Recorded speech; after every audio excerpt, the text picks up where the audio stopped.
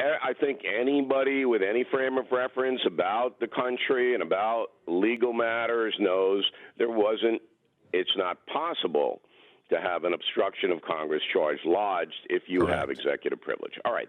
And then the next one is abuse of power. Well, every single president, Beck, every one could have been impeached on that. And I gave 4 examples. I don't want to run too much and take your time. I know you have a special announcement to make. That sounds hostile. All of that. That sounds hostile. Remember, I have you trapped on a cruise ship. So anything that you do to me, I'm going to make that the cruise from hell for you. I got a bodyguard, Beck, so very careful.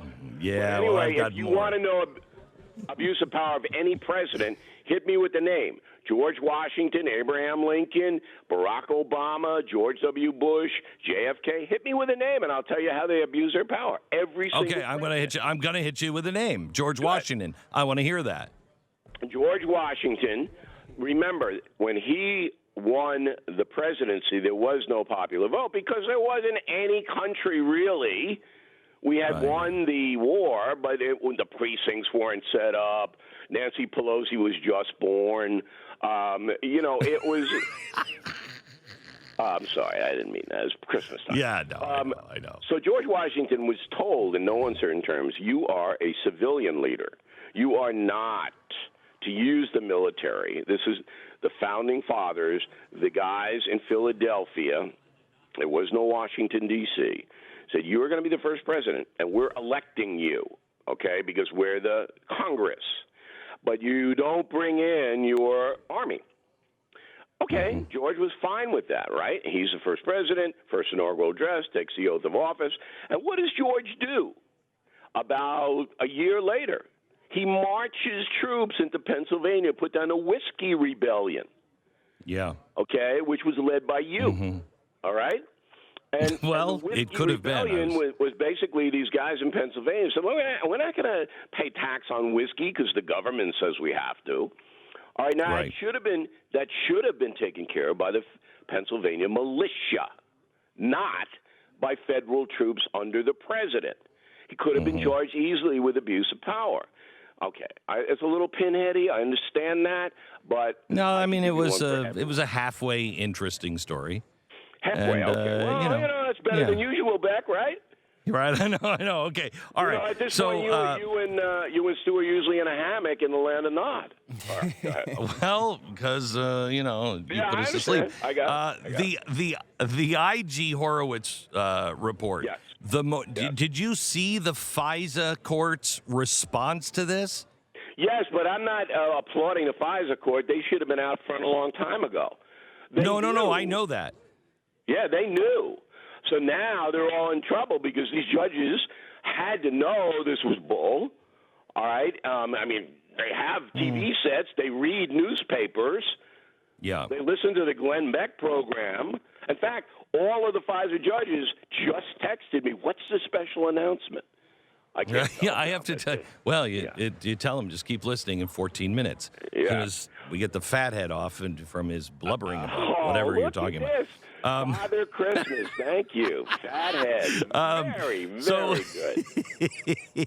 So, no, it's full of Christmas jelly. So it's not actually fat. Okay. So here's the thing. How do you feel about the FBI? The fact that not a single field agent blew the whistle on what was going on. Still, the field agents should be standing up and demanding justice because their reputation is at stake. Well, during the actual process, they would have been fired had they done that. So I understand the agents, if you get out of line, the FBI, you go against the hierarchy, you're done. Or you're reassigned to Fargo, North Dakota. Nice town, but it's a little brisk. So I'm not so concerned about that. What I am concerned about is the Durham report, where I can't see how McCabe and Comey are not going to be indicted. I mean, maybe they won't be, but I can't see it.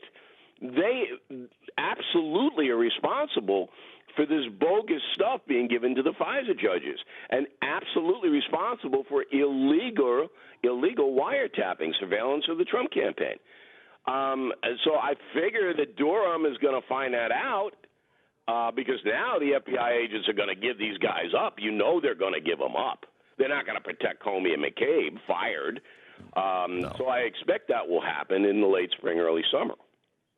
I will tell you, Comey has been remarkable in this, acting as if he was an observer. You know, he comes on. I just found this out. And he epitomizes what Washington, D.C. is. He just epitomizes the bureaucracy, the two-faced, they'll know, oh, I'm so objective and I don't have, come on, man. It's ridiculous. The whole thing is absurd. I know nobody watched this last night, but the debate, I was impressed with Andrew Yang, who at least gets this. He really scolded the Democratic Party last night and said, you got to stop obsessing over Donald Trump and the impeachment, because you just keep making this about, corruption and he was working with the Russians to get elected, which stops you from actually asking the question, why did people vote for him?